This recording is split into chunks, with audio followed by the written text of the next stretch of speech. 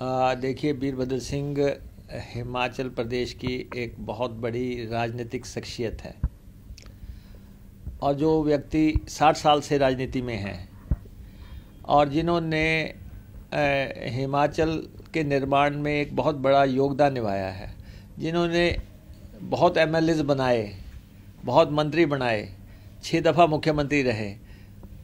आज के मुख्यमंत्री जो हैं उनको सीख दे रहे हैं या ये उन पे आक्षेप कर रहे हैं कि वो जो है अपने विधायक की भूमिका से ही नहीं निभा पाए।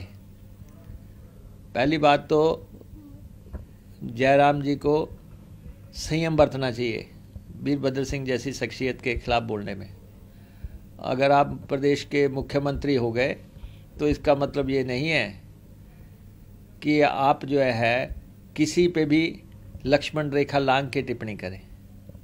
और वीरभद्र सिंह जी ने मुख्यमंत्री के पद की गरिमा का हमेशा ख्याल रखा है। और अगर आप उनकी कॉन्स्टिट्यूंसी में कोई वर्चुअल शिलान्यास या उद्घाटन कर रहे हैं तो आप कह रहे हैं कि मैंने बहुत कमाल कर दिया। अब भाई आपने क्या कर दिया?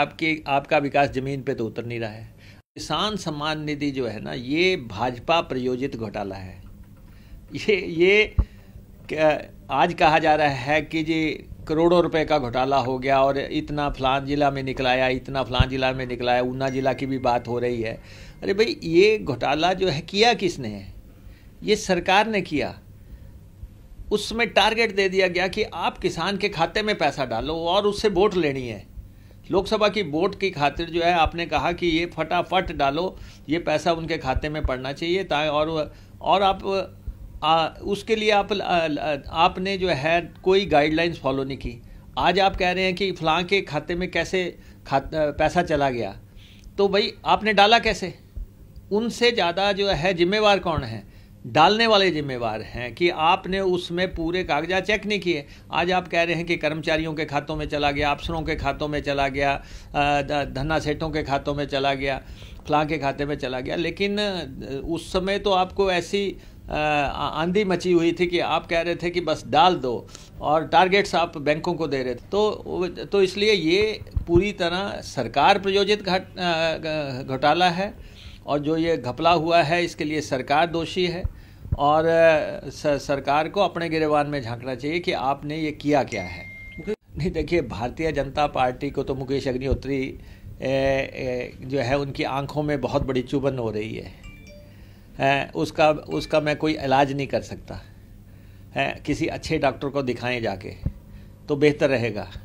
बाकी जहाँ तक विकास की बात है, हरोली का विकास का मॉडल अगर तय हुआ है तो ये इसमें भाजपा की जो है इतनी भी कंट्रीब्यूशन नहीं है। ये उंगली काट के शहीद बनने वाले लोग हैं जिन्होंने कभी आज दिन तक हरोली में एक शौचालय नहीं बनाया है, वो आज जो है विकास की बातें कर रहे हैं। तो जहाँ तक आप कहते हैं बल्क ड्रग पार्क की बात है तो बल्क ड्रग पार्क जो है उसकी मांग किसने की हिमाचल के लिए? वो मुकेश अग्निहोत्री इंडस्ट्री मिनिस्टर के नाते पहली स्पीच जो है मुकेश अग्निहोत्री की है बद्दी में, जिसमें ये कहा गया कि बल्क ड्रग पार्क हिमाचल को दिया जाए। जब फूड पार्क हिमाचल को दिया गया, वो बन के भी तैयार हो गया है। जब जो है 2 पार्क तो ऊना में पहले बन चुके हैं, एक अंब में बना है, एक जो है बाथू में बना है। अब जब बल्क ड्रग पार्क की बात आती है तो उसकी मांग हमने की, उसको सैद्धांतिक तौर पे अप्रूवल हमने करवाया, उसकी फाइल्स उस समय हमने चलाई। और अब ड्रग पार्क तो हरोली में बनना है और उसमें इनका कोई योगदान नहीं है। पार्क तो बनेगा और देना पड़ेगा केंद्र को, केंद्र सरकार को हिमाचल को देना पड़ेगा, हिमाचल का राइट है।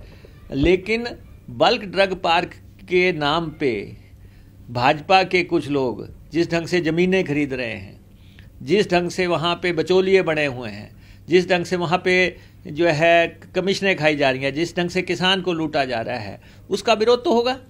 आज नहीं होगा, हकीकत सामने आ जाएगी। अब अगर मंडी में हवाई पट्टी नहीं बन पा रही है और रुकी हुई है, वहाँ संघर्ष समिति है, वो कह रही है कि फैक्टर 2 दो किसान को फैक्टर 2 दो और 4 गुना मुआवजा दो। 4 गुना ज़मीन की कीमत इनके घोषणा पत्र में लिखी हुई है। यहाँ पे लोगों से जबरन जो है एफिडेविट ले लिए कि आप 1 लाख रुपए में ज़मीन बेचेंगे। आप कैसे कह सकते हैं? हम संघर्ष करेंगे, किसान को उसकी ज़मीन का पूरा मूल्य दिलवाएंगे। ये पार्क के विरोध का मसला नहीं है, पार्क तो लाने वाले हम हैं। ये तो खाम ऊंचों को बट दे जा रहे हैं। और जिन्होंने बल्क रेत पार्क में काम किया उनको क्या पता बल्क ट्रक पार्क क्या होता है? इनको पता है किसी को? वो भाई तुम अपना रेत उठाते रहो, सुबह सवेरे से लेकर शाम तक आपने रेत उठाना है, सरकार को चूना लगाना, लगाते रहो। ये विकास की बातें इनसे बहुत दूर हैं।